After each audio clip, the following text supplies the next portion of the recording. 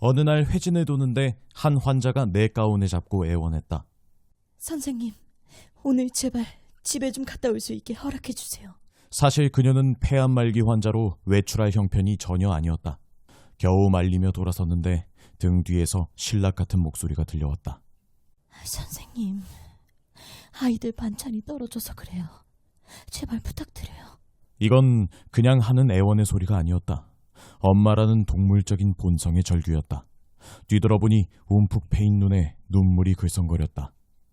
더 이상 망설이지 않고 곧바로 주치의에게 전화를 걸었다. 폐암 말기 환자 있죠? 그 환자 오늘 외출시켜도 될까요? 주치의가 당황하며 말했다. 선생님, 안 됩니다. 집에 도착하기도 전에 사고 날 겁니다. 그럴지도 모르죠. 그래도 오늘은 내보냅시다. 주치의와 옥신각신 끝에 결국 외출 허가를 내주었다. 환자를 보내놓고 하루 종일 조마조마했다. 급한 전화가 오는 건 아닌지 걱정했지만 다행히 아무 일도 일어나지 않았다. 그 후 3년이 지난 어느 날 진료실로 소포 하나가 배달되었다. 상자에는 편지와 함께 작은 도라지 묶음이 담겨 있었다. 선생님, 저 기억하시죠? 폐암 말기 환자. 예전에 아이들 밑반찬을 위해 외출하게 해주셨잖아요. 선생님 덕분에 인생을 되찾았답니다.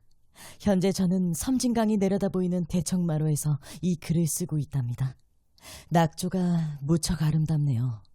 보건소 선생님께서도 완쾌됐으니 감기만 조심하라고 하네요. 그리고 도라지는 제가 뒷동산에서 캔 거랍니다. 맛있게 드세요. 폐암 말기. 의학적으로 전혀 불가능한 일이 벌어진 것이다. 병원에서는 6개월. 삶을 정리하라는 의미로 집으로 돌려보낸다. 이때 환자는 모든 걸 체념한다. 어떤 이는 허름한 화전민집을 구해 나무를 캐먹고 물 마시는 단순한 산생활을 시작한다. 어떤 이는 차분히 가족과 함께 죽음을 준비한다. 그런데 간혹 놀라운 일이 벌어진다. 몇 달이 몇 년이 지나도 환자가 죽지 않는 것이다. 과연 이들에게 무슨 일이 벌어진 걸까? 1. 체온 1도씨의 비밀. 체온이 1도씨 떨어지면 면역력이 30% 저하되고 반대로 1도씨 올라가면 면역력이 5,600% 증가한다는 게 의학계의 정설이다. 암과의 싸움에서 체온을 빼놓고 갈 수는 없다. 불행히도 현대 한국인의 80%가 정상 체온의 한계인 36.5도씨를 밑도는 저체온이라니 놀라지 않을 수 없다.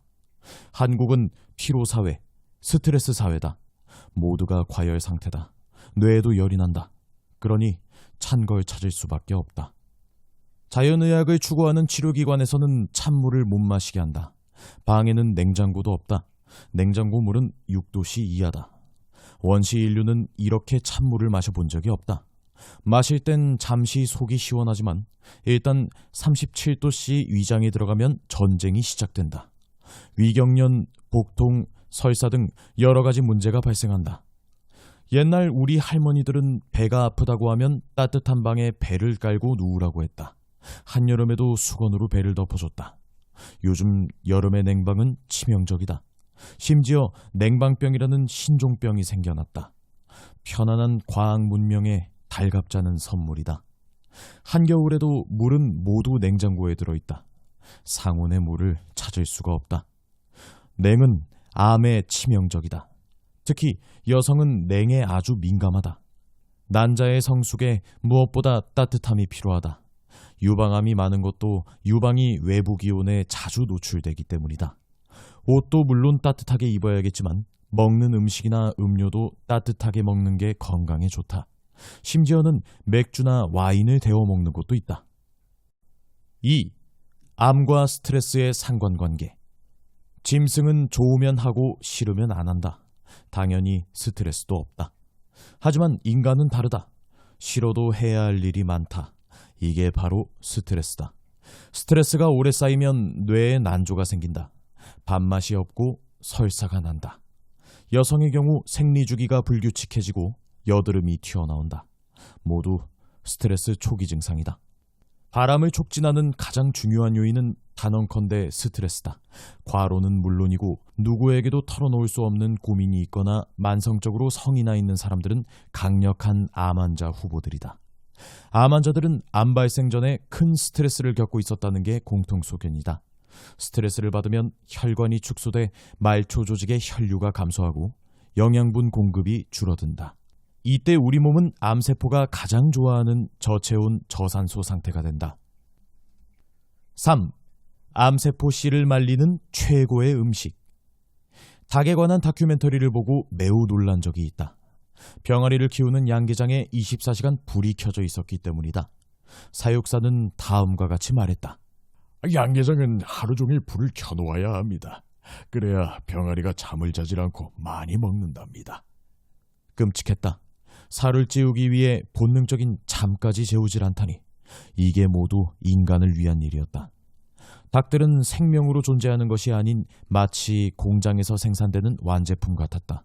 당연히 이런 환경에서 자란 닭들은 극심한 스트레스를 받을 수밖에 없다. 이게 바로 우리 입으로 들어오는 치킨의 실체다. 그런데 원래 닭은 이렇게 자라지 않는다. 들로 산으로 제멋대로 돌아다닌다. 흙도 쪼아 먹고 솔씨도 주워 먹는다. 토양균을 쪼아 먹으니 몸도 튼튼, 면역도 튼튼이다. 혹시 자연 방사된 닭이 낳은 달걀을 먹어본 적이 있는가? 맛이 다르다. 건강하게 자란 녀석들의 알이라 그런지 껍질이 단단하고 고소하기 그지없다. 자본주의를 살아가는 우리는 어느샌가 자연과 유리된 삶을 살아가고 있다. 생명의 원천은 어찌 보면 자연 속에 녹아들어 있는지도 모른다. 자연 그대로의 것이 당신의 건강을 지켜주는 핵심 비결이다. 감사합니다. 부골님이었습니다.